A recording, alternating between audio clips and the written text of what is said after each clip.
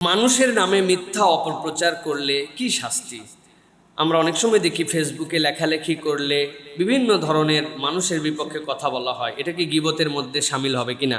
প্রিয় ভাইয়েরা, দুনিয়াতে যতগুলা পাপ ইসলাম নিষিদ্ধ করেছে এর মধ্যে অন্যতম কঠিন পাপ হচ্ছে ভুতান তথা অপবাদ দেওয়া। অপবাদের দুইটা লেয়ার আছে।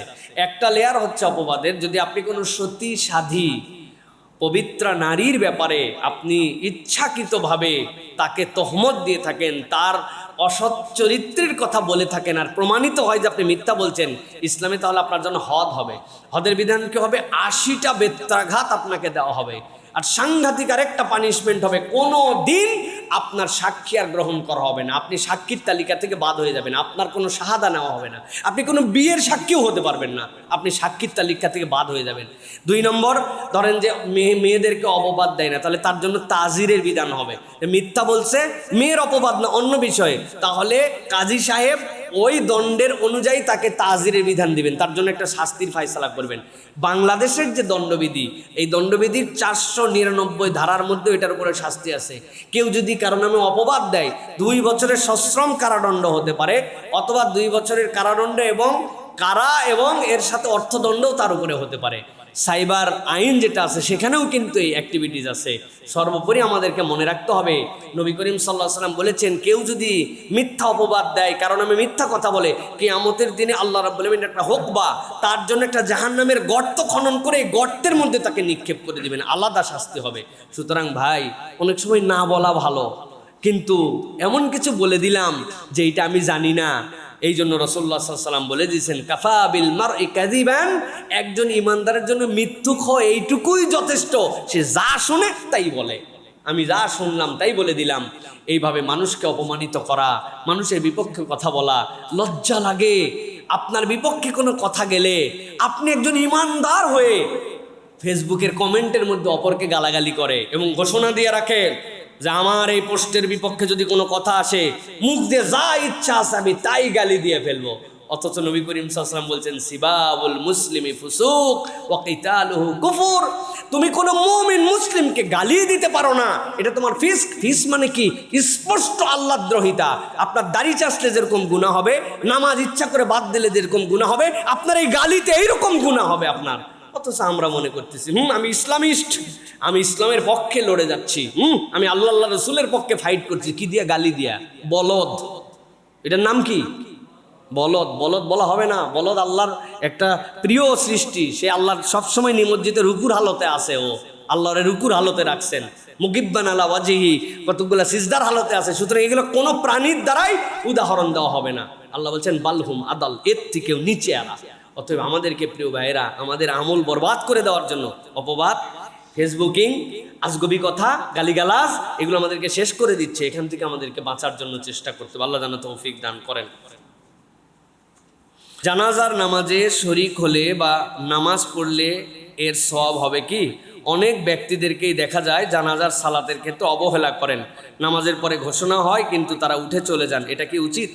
প্রিয় ভাইয়েরা, রাসূলুল্লাহ সাল্লাল্লাহু আলাইহি ওয়াসাল্লাম ইমানদারদের জন্য যতগুলা টাটকা সোয়াবের আমল বলেছেন, যেই সোয়াব অর্জনের জন্য আপনার কোনো রকম পেরেশানি নাই, আপনি জাস্ট খালি জানাজার সালাতে অংশগ্রহণ করবেন আর সোয়াব পাবেন, এরকম একটা আমল হচ্ছে জানাজার সালাত। নবী করিম সাল্লাল্লাহু আলাইহি ওয়াসাল্লাম বলেছেন, মান শাহিদাল জানাজাতা হাত্তা, কেউ যদি জানাজার নামাজে শরীক হয়,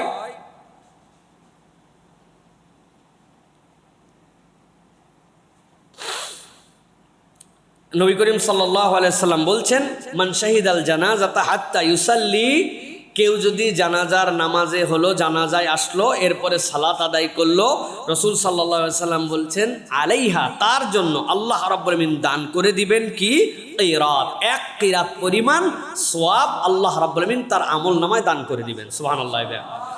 এরপরে নবী করিম সাল্লাল্লাহু আলাইহি ওয়াসাল্লাম বলছেন, কেউ যদি জানাজায় আসলো, সালাত আদায় করলো, সালাত আদায় করার পরে একটু ওয়েট করলো, ওয়েট করার পরে দাফনেও শরীক হয়ে গেল, নবী করিম সাল্লাল্লাহু আলাইহি ওয়াসাল্লাম বলছেন, তাহলে সে 2 কিরাত সওয়াব পাবে। সাহাবায়ে কেরাম বললেন, মাল কিরাতান ইয়া রাসূলুল্লাহ, 2 কিরাত আবার কি?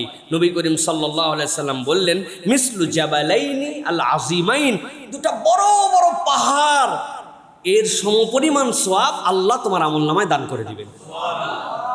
আরেকটা হাদিসের মধ্যে আসছে এইটা হচ্ছে উহুদের সমান।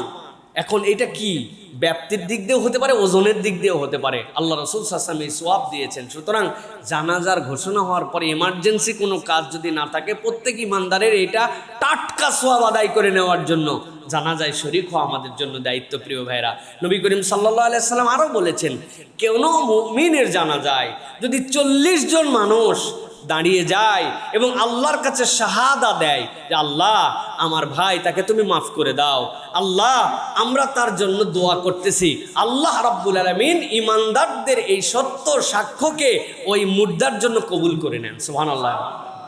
সুতরাং আমাদের অপর ভাইয়ের জন্য দোয়া করার মেন্টালিটি রাখতে হবে। এই দোয়া আমাদের নিজেদের জীবনের জন্য জরুরি হবে, কেননা আমি যখন অপর ভাইয়ের জন্য কায়মনোবাক্যে এই দোয়া চাবো, কোনো একদিন আমিও দুনিয়ার থেকে চলে যাব, তারাও আমার জন্য হয়তো এই দোয়া করবেন। সুতরাং আমাদেরকে এটা মনে রাখতে হবে। প্রিয় ভাইরা,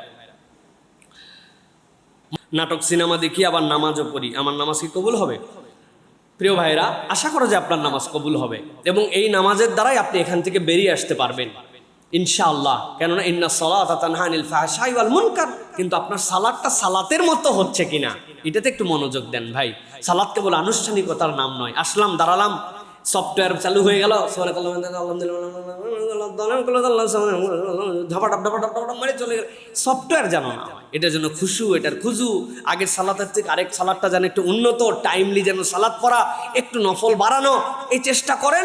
আর আল্লাহর কাছে বলেন, আল্লাহ এ তো ব্যাড হ্যাবিট, এগুলো আমি যেটা দেখতেছি এগুলো আমি আসলে মনের কারণে দেখে ফেলি, আল্লাহ আল্লাহ এখান থেকে তুমি আমাকে বের হওয়ার তৌফিক দান করো। ইনশাল্লাহ আপনার এই সালাত আপনাকে পরিবর্তন করে দিবে।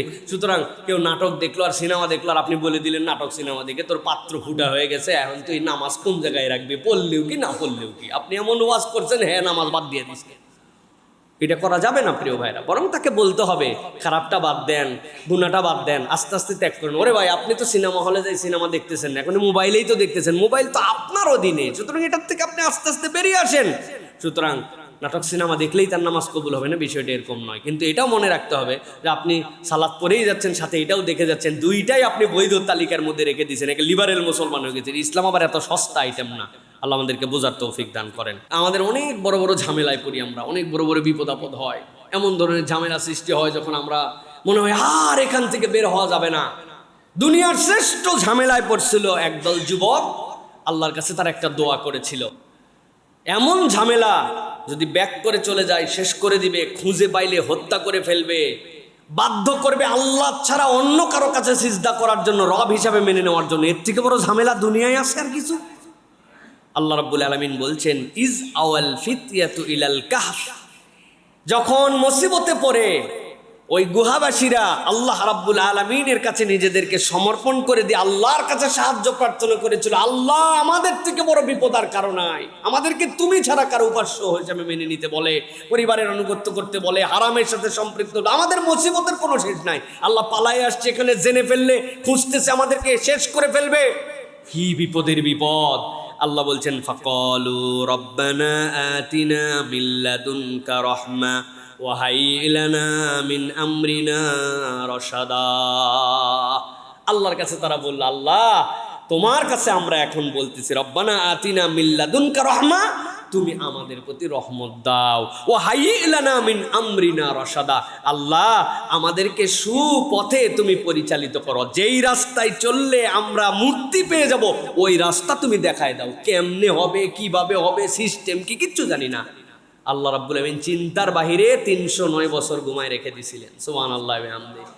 ওই আল্লাহর বান্দারা কিয়ামত পর্যন্ত ওই আল্লাহর কাছে যদি বিপদে পড়ে আর এই আয়াতে কারিমাটা যদি কায় মনোবাক্যে আল্লাহর কাছে পড়ে, ইনশাআল্লাহ আল্লাহ আমাদের বিপদ থেকে বের করে দিবেন ইনশাআল্লাহ। পড়েন আল্লাহর কাছে তাহলে, রব্বানা আতিনা মিন লাদুনকা রাহমা ওয়া হাইয়্ লানা মিন আমরিনা রাশাদা।